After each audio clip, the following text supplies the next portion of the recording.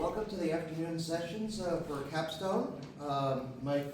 It's my pleasure to introduce our first speaker, Erin Varley, who's a major in biology with a concentration in medical sciences. She's from New Hampshire and has been at SEU for 3 years. While at SEU, she participated in hospitality for the homeless, as well as the ACS Club. After graduating, she plans to move back and attend a 2-year radiation therapy program. Without any further ado, Erin. So what if I told you that everyone in this room will be affected by cancer at some point during their lives, whether that's a friend, a family member, or even a personal battle? My hope is that we can enhance the effectiveness of the cancer treatments and lower the statistics of cancer deaths. So this leads me to my research proposal, which is to enhance cancer radiotherapy through the development of a novel radiosensitizer. So to understand the importance of my research proposal, we're going to look at the immense impact of cancer worldwide, with 40.5% of men and women being diagnosed at some point during their lives, and 20 million are diagnosed each year worldwide. This is estimated to increase to 30 million by the year 2040, not to mention the immense cost of cancer care, with $200 billion spent in 2020 in America alone. So this really just highlights the urgent need for more effective treatments in cancer. So one form of cancer treatment is radiotherapy. How this works is it forms ions and passes energy through tissues and into cells and causes damage in this way.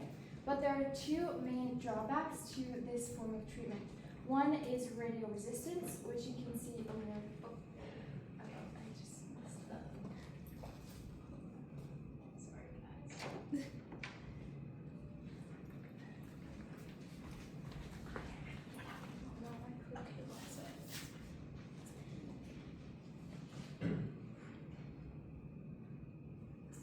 Sorry, guys, I'm not used to this remote.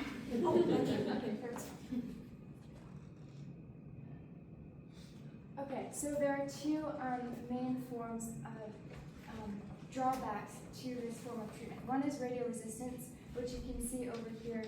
There's cell cycle arrest, there's DNA damage repair, and then there's also antioxidant defenses. There's also the issue of, although radiotherapy is more of a localized treatment, it can affect the surrounding healthy tissues as well. So this has led researchers to look into radiosensitizers, which are compounds that can enhance tumor sensitivity when combined with radiation. So before I move forward, I'm just going to cover a little bit of the basics of the mechanisms behind radiation. One form is direct action, where the radiation directly hits the DNA and then causes damage to the DNA. And then the other is through a process called radiolysis, where the ionizing radiation reacts with the water molecules inside the cells and then forms hydroxyl radicals, or a form of reactive oxygen species. And basically what this means, reactive oxygen species are highly reactive, highly unstable molecules that can react with the other cellular components, such as the mitochondria or the DNA, and cause damage in that way. Another process is the Fenton reaction, which basically takes iron and then hydrogen peroxide that's found within the cells and then forms those reactive oxygen species as well. And I'll get into that a little bit later as well. But a problem with this, although radiation creates these damaging molecules, we have this issue of radioresistance, where the tumor cells have a resistance to radiation. And the type I'm going to be focusing on is cellular antioxidant defense, specifically glutathione. So here you can see GSSG, which is an oxidized form of glutathione with the disulfide bond that is broken by glutathione reductase to form the active form of glutathione. And this active form can react with the hydroxyl radicals and form water molecules, which are safe to the cell, and then a glutathione radical, which can easily be converted back into the oxidized glutathione. So essentially what this means, glutathione neutralizes the highly reactive and highly damaging molecules, reactive oxygen species, and converts them into less harmful molecules. So to combat this issue of radioresistance, we have this idea of radiosensitization, which basically takes the properties of radiation and enhances them. So it results in increased reactive oxygen species production, depletion of antioxidants, and then enhanced radiation absorption. So one form of making these sensitizers is metal organic frameworks, or MOFs.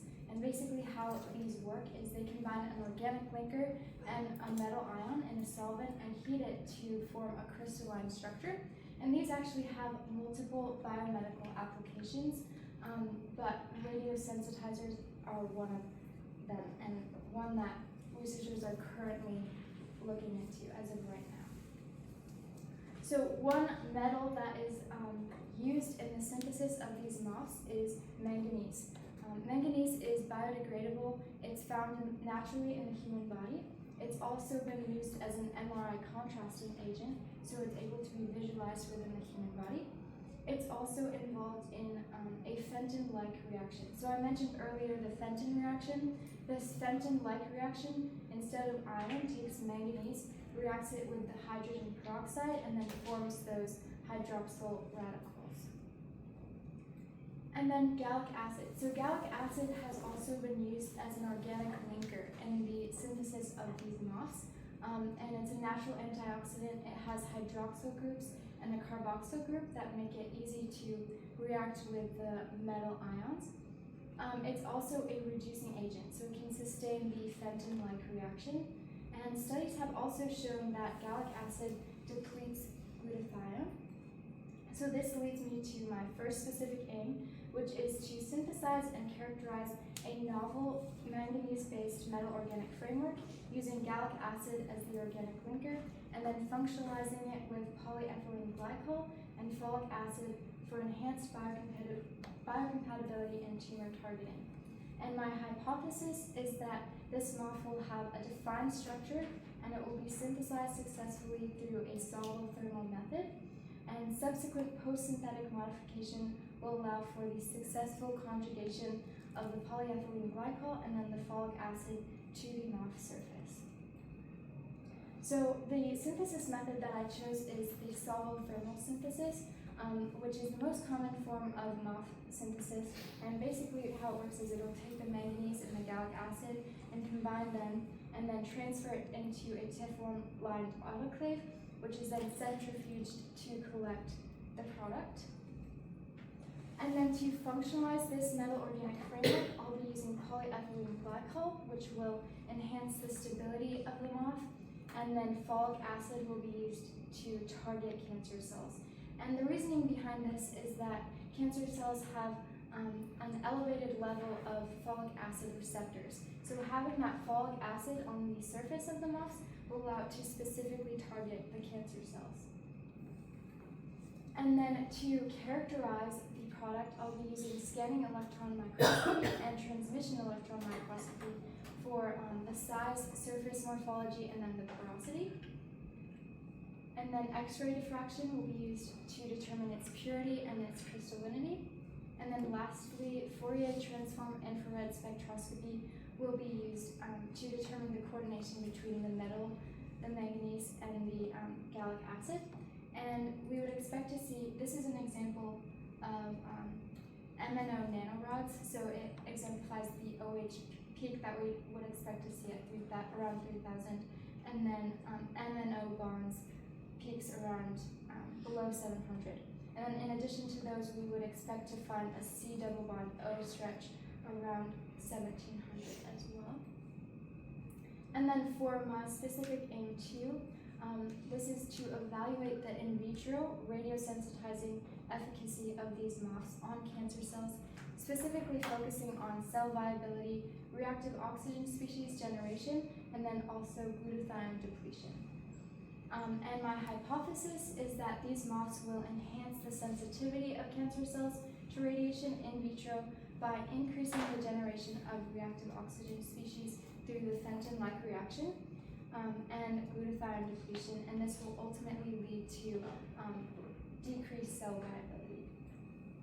So for my experimental groups, I'll have 4 cell types, so 3 of which will be cancer cells, MCF7, HeLa, and A549, and then a normal fibroblast cell. And then I'll be putting these into 96 well plates, one of which will be the control, so no treatment. One will be treated with the MOF only, one will be treated with radiation only, and then one will be treated with both the radiation and the metal-organic framework. And then to test for cell viability, I'll be using the MT2 assay. For DNA damage, I'll be using gamma H2AX staining. For apoptosis, early and late, I'll be using an XNV and PI staining. And then for the level of glutathione in the cells, I'll be using GSH, GSSG assay, as well as DSFHDA staining for ROS detection. And my expected outcomes are that the radiation and the metal-organic framework will significantly boost the ROS produced in the cancer cells, and the combination will also deplete levels of glutathione, resulting in more DNA damage and higher cancer cell apoptosis. And we also hope to see minimal cell death in normal cells as well. For future studies could include animal models. So having those, using animal models, we'll be able to test for toxicity of the metal organic framework and to see if it can even be used on humans. And then combination therapy, so using it with chemotherapy and immunotherapy. And then lastly, we could potentially explore its use in multimodal imaging to track the delivery and then monitor treatment response in real time. So I would like to thank God for bringing me to SU. I would like to thank my family for being some of my biggest supporters, as well as my professors for all the things I've learned in the past 3 years, and then Dr. Salvatore for being my advisor. These are my references.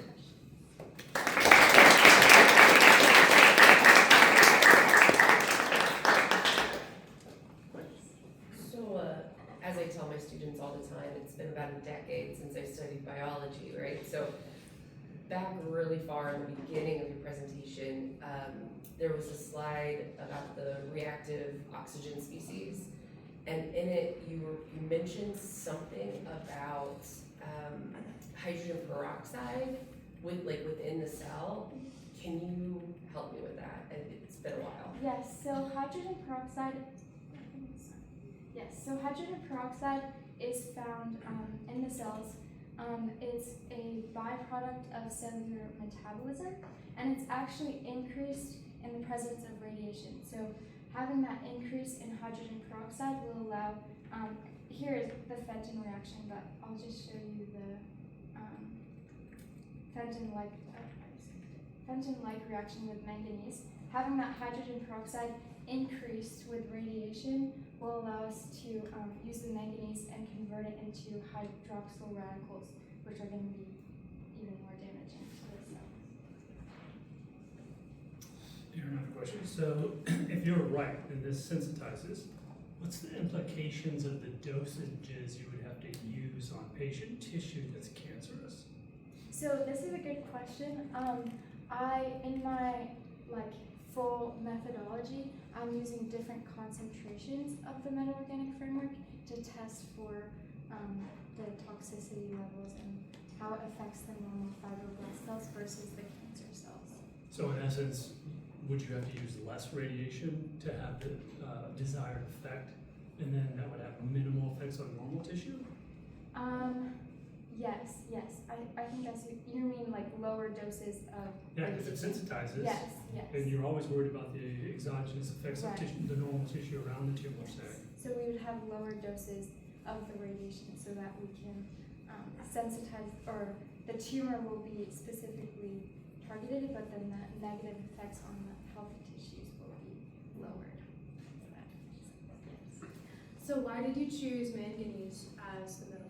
So manganese, again, is biodegradable. It's found naturally in the body, so it's not as toxic. A lot of radiosensitizers that are currently being used are pretty toxic, so a lot of researchers are looking into more safer options. It's also an MRI contrasting agent, which I kind of touched on, but this will allow for the dual approach of having a diagnosis and a treatment at the same time, potentially. So having it visualized in the body, and yeah, we can treat it and diagnose at the same time. And what's the role of folic acid in normal cancers? So the role, Yeah, you're using folic acid yes. to target the cancer cells. What do cancers normally do with folic acid? That is a great question. I will probably have to research a little bit more into that. But the literature that I was looking at was focusing on folic acid receptors. So having those folic acid receptors will allow for the moth that I'm synthesizing with folic acid to target the cancer cells specifically. Let's thank our speaker.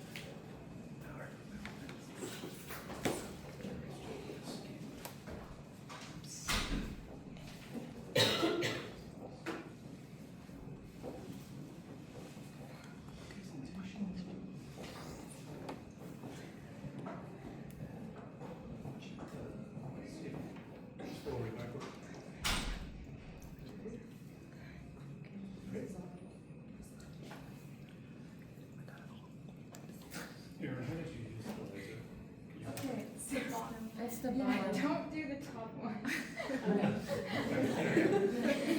If I could give you any advice. Okay, so it is my privilege to introduce Abigail, who I've been helping through this process. She is majoring in biology with a concentration in medical science. She is from Orlando, and has been at SU for 3 years. While at SU, she has served as a TA for Biology 2 and Intro to Chemistry Lab, participated in Students for Life Club, SCMDA, PHSO, and ACS, sorry. She's also an SGA representative. After graduating, she plans to start medical school in late July at Lake Erie College of Osteopathic Medicine. Let's introduce our speaker. Hi everyone, thank you all for coming today. I'm going to be discussing the impact of intrauterine androgen exposure on the development of PCOS later in life. So my agenda for my discussion today is going to be understanding polycystic ovary syndrome, or as I will refer to it as PCOS, the long-term health implications of PCOS, understanding what androgens are, and then my specific aims and methods. So what is PCOS? PCOS is a complex endocrine disorder where cysts develop on the ovaries, and it can affect a wide array of women of reproductive age with symptoms including excessive hair growth, acne, irregular menstrual cycles, and multiple cysts on the ovaries. So some causes of PCOS can include genetics, obesity, a sedentary lifestyle, environmental factors, and increased levels of androgens, which I will be coming back to later in the presentation. So there's currently 3 main PCOS diagnosis criteria, but the one America most frequently uses is the Rotterdam criteria, which only requires 2 out of the 3 criteria of hyperandrogenism, menstrual irregularity, and polycystic ovaries on an ultrasound. So what does this look like? Well, in a normal ovary, you have a dominant follicle and barely any other follicles underneath. But in a polycystic ovary, you're going to have what looks like a string of pearls or a necklace of follicles that surround the ovary. So how does this occur? Well, in a normal ovary, you have the maturing of the eggs, they're released during ovulation, and then they go back to the corpus luteum. But in a polycystic ovary, you're gonna have the eggs not maturing enough to be released during ovulation and end up coming back and forming the cyst. So why did I choose this research project? I chose this research project because 1 in 10 women with PCOS are affected, and there's a significant knowledge gap in how fetal exposure to the androgens can affect the metabolic and reproductive health. So long-term health implications. Women with PCOS are at an increased risk of a variety of conditions, including type 2 diabetes, endometrial cancer, cardiovascular disease, and metabolic syndrome. As you can see, all of these have about an 11% complication rate of women with PCOS. So PCOS and heart disease. PCOS can cause a 7 times higher risk of heart disease and a 4 times higher risk of stroke, along with 70% of women who have PCOS have abnormal cholesterol. And they've been found to develop coronary artery disease as early as in their 20s. PCOS and type 2 diabetes. Insulin resistance is present in approximately 50 to 70% of women with PCOS, and it can impair the body's ability to regulate blood sugar levels effectively, which can lead to the type 2 diabetes. And then PCOS and endometrial cancer. In women with PCOS, there's a prolonged exposure to estrogen without the opposing effect of progesterone. And this unopposed estrogen can lead to endometrial hyperplasia or thickening of the uterine lining, which can increase the risk of developing endometrial cancer. So current treatments, there's no current treatment for PCOS completely. It's all about symptom management. And this usually involves a combination of drugs, including pharmacological treatments, fertility interventions, and lifestyle modifications. And there's no single treatment approach universally effective for all women. So here's a chart of where current treatments can target with help with symptoms. One of the most commonly used is metformin, which has been found to help with insulin resistance and cardiovascular disease, and as well as menstrual dysfunction, and it is currently being investigated to help with infertility and diabetes. So as I was researching, I found this current proposed pathophysiology of PCOS. You have your little flowchart, and then you have some current treatments and where they target in the pathway. But what caused me to further my research was this question mark next to the intrauterine androgen exposure as being a potential cause for PCOS. After further research, I found it has only been called into question, but never researched as an actual how it affects PCOS. So what are androgens? Androgens are male sex hormones, and in women with PCOS, the ovaries and adrenal glands produce an excessive amount of these androgens, specifically testosterone. The androgens have been found to cross the placenta during early pregnancy, influencing the fetal development and potentially leading to hormonal imbalances. So, as I was researching, the testosterone levels of 50 to 120 nanometers per deciliter are considered normal, but levels above 200 nanometers per deciliter are considered excessive. And here's a proposed mechanism of how the androgen levels can cross from mother to baby through the placenta and influence fetal development, which leads me to my methods. My first specific aim was to test the effects of intrauterine androgen exposure on early life epigenetic modifications related to PCOS in mice. And my hypothesis was that the intrauterine androgen exposure will cause early life epigenetic modifications related to PCOS in mice. So for my methodology, I will be using C57BL/6J female mice offspring, as these are the most common mice used in PCOS research. I will have a control group of 20 mice treated with a placebo, and then 20 mice will be and for my experimental group, will be exposed to elevated androgen levels during gestational days 4 to 8.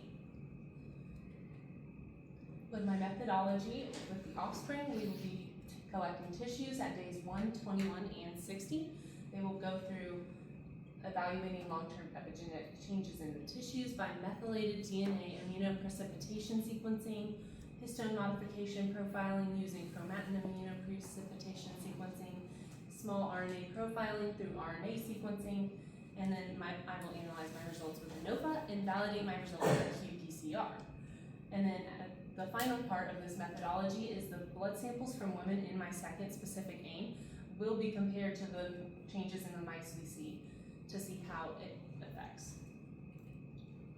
So my second specific aim. My second specific aim is to determine if elevated maternal androgen levels during pregnancy affect the long-term outcomes in the human offspring. And my hypothesis is that the elevated maternal androgen levels during pregnancy will affect the long-term developmental outcomes in the offspring.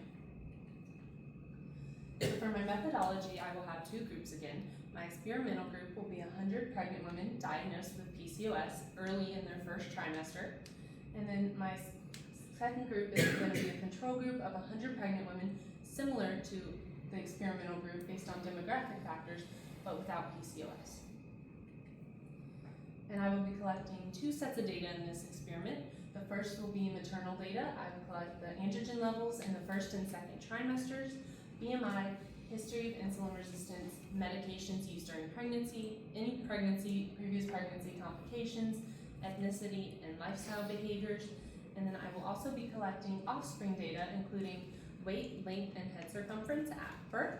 At ages 2, 5, 10, and 15, we will have follow-up measurements of BMI, height, insulin resistance, and fasting glucose.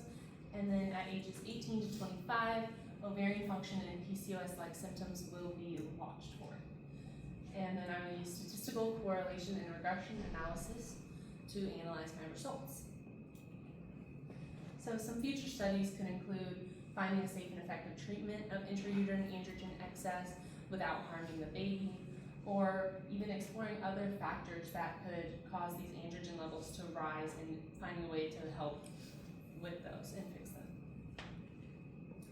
I would like to acknowledge God, my family and friends, and all my professors.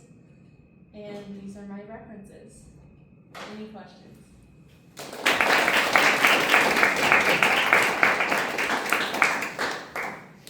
Questions for our speaker? How long do you think it would take to do your studies? So it would be a longitudinal study. So for my mice, it would probably take, so an average mice lifespan is about, well, from gestational is 20 days. So after, we would have to give them in their first few days of pregnancy, past the 20 days, and then it would take about 60 days of past their life as well. So that's for the mice, about 80 days, I guess. And then for a longitudinal study, it would be about 30 years because we would be following the offspring throughout their life with symptoms. So how old would you be after the end of this study? 50? A long study. In one of your methodologies, I think it was your first one, you said you were going to inject, I believe, at days 1, 21, and 60. Is that because of what we were just talking about with the lifespan? Or did I miss something? We'll be collecting tissue samples at days 1, 21, and 60. Of the mother? Of the baby offspring to evaluate them. Other questions? All right, let's thank our speaker.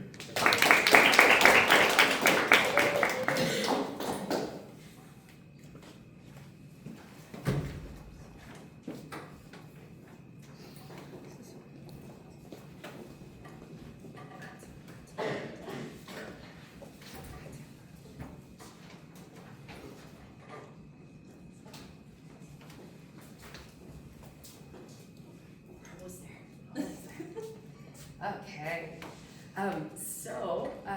I get to present Maria Quesada. Yes, I've been working on it. She is majoring in biology with a concentration in med sciences. She's from Illinois and has been at SEU for 4 years. After graduation, she plans to work as a medical assistant and then apply to PA school. Maria, thank you. So as Professor Adams said, I'm Maria, and today I want to present to you my capstone project on antibody-based therapy for the prevention of beta cell destruction in type 1 diabetes in a mouse model approach. So you might ask yourself, what is type 1? So type 1 is where your immune system accidentally, mistakenly destroys the insulin-producing beta cells in the pancreas. So type 1, you either have very little to no insulin production, which then creates high blood sugars. So those are the T cells attacking pancreatic beta cells, which in turn makes no insulin in your body. And then in a healthy body, you will eat, everything will get digested, and then the glucose will go into your bloodstream, insulin will be secreted, and then that insulin will bring in the glucose into the cells so that the cells can function the way that they need to. In type 1, that glucose stays in your bloodstream, and it stays there because there is no insulin to take it out and put it into a cell. So who is affected? So type 1 is being increasingly diagnosed in children and those with genetic predispositions, but it can develop in anybody of all ages and backgrounds.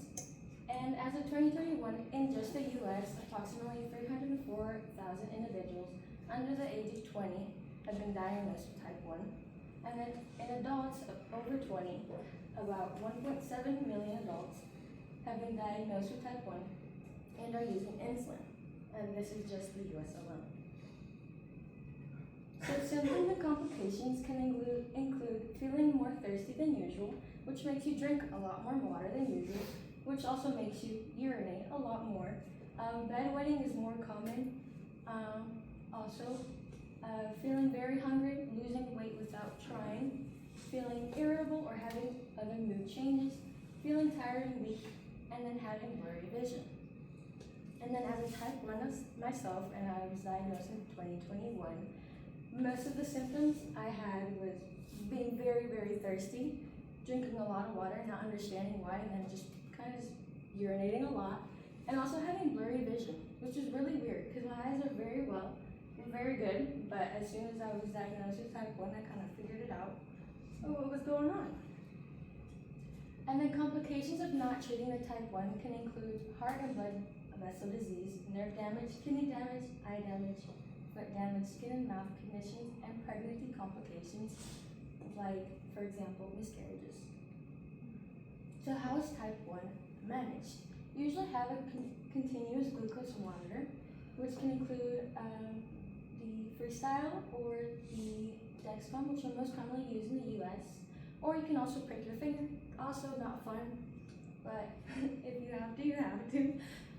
Multiple daily injections, or having an insulin pump. And then there's different types of insulin. There's ones that are rapid acting, short acting, intermediate, long, and ultra long acting insulin. Each one has their own time interval as how long or when they start to peak. So in my idea of creating this proposal, I was like, since it's an immune attack on your own body, so how can we get your antibodies to kind of stop that from happening and recognizing that? Or in what way can we prevent the beta cell destruction? So for my specific aim 1, it was to determine whether antibody therapy prevents beta cell destruction in NOD mice, which is a non-obese diabetic mouse. My hypothesis is that the administration of antibody-based therapies, specifically anti-CD3, anti-PD1, and IL-2 complex, or the combination, will prevent or delay the onset of type 1 diabetes in the NOD mice by reducing autoreactive T cell mediation destruction of pancreatic beta cells. So what is anti-CD3, anti-PD1, and IL-2 complex? So anti-CD3 depletes or suppresses existing autoreactive T cells. IL-2 complex boosts regulatory T cells to restore the immune balance, and anti-PD1 helps maintain tolerance and prevent further T cell overreaction. So for my groups, for specific A1, we'll have a control group that will be left alone. Group 1 will receive the anti-CD3. They will receive 5 to 10 micrograms for 5 days, and that is to modulate T cells. Group 2 will receive the anti-PD1, 200 micrograms for every 3 days for 2 weeks, and that is to enhance the immune checkpoint. Group 3 will receive IL-2 and anti-IL-2 complex, and they will receive 1 microgram of IL-2 plus 5 micrograms of anti-IL-2 daily for 7 days, and that is to expand regulatory T cells. And Group 4 will receive a combination of anti-CD3 and IL-2. And the dosages will be the same as the individual therapies, and they will receive it for 5 to 7 days, and that is for dual immunoregulation. So, collecting data will measure the blood glucose twice a week using a glucometer. Also, diabetes is defined as having a blood sugar over 200 milligrams over deciliters on 2 consecutive readings. And then we'll measure the body weight and general health weekly to assess adverse effects or stress. And then at the end point, or the diabetes onset, half the mice will be sacrificed for tissue harvest. Pancreas will be fixed for H&E and insulin immunohistochemistry. The spleen and the pancreatic lymph nodes will be used for cytometry analysis of the immune cell populations. And the expected outcomes will be mice treated with anti-CD3, anti-PD1, and IL-2 complex, or the combination will show delayed onset or complete prevention of diabetes, lower blood glucose levels over time, reduced diabetes incidence compared to the control group, and preserved insulin structure and greater beta cell mass histological analysis. So for my specific A2, we'll evaluate the immune tolerance and functional preservation of the beta cells post-treatment. So that's why only in the specific A1, only half of the mice were sacrificed, the other half will be for specific A2.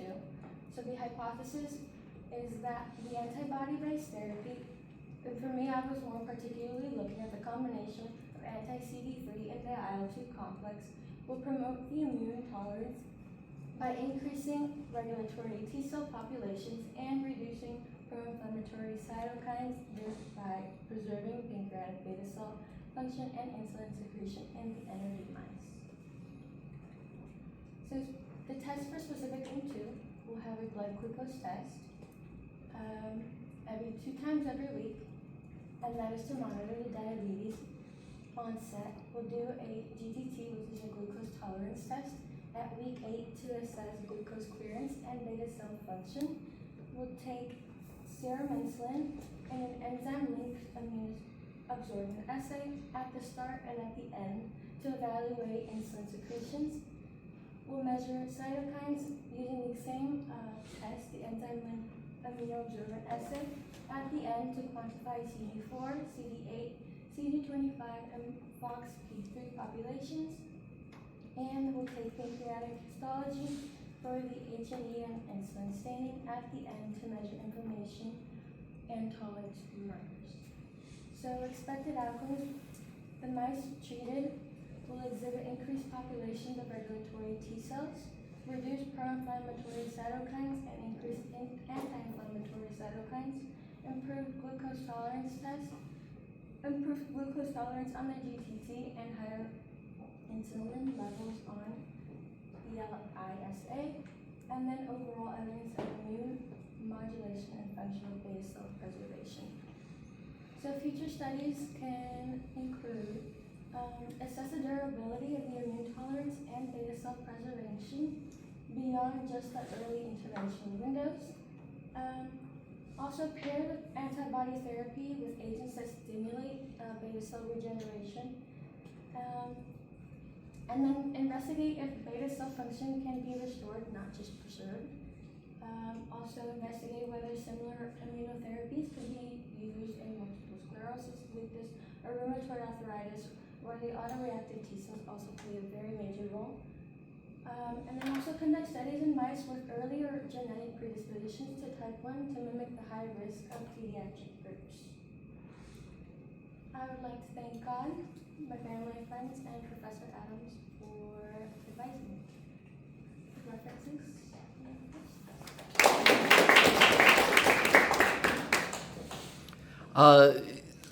You're checking so to check for diabetes, you only have to have 2 tests in a row done in a span of a week to say that you're diabetic. Is that what I understood? That didn't seem like it was enough checking to me, but You need consecutive readings of 200 or more milligrams per deciliter. That'll indicate that your body is either not making or creating enough insulin. So it could either be with, like for me when I was in the hospital, they checked it once and then they checked it again to then reevaluate that if I did have but in a span of a week they checked it twice and then said, all right, you're diabetic. There's nothing else that could have made you have like 2 random readings that happen to be that high? No? Normal, people with normal insulin sensitivity never get over 100. Never get over that? Usually, of course, a person with normal pancreatic function, after eating, it'll be probably a max of 120. Oh, okay. Okay. And that's still kind of over on the higher side.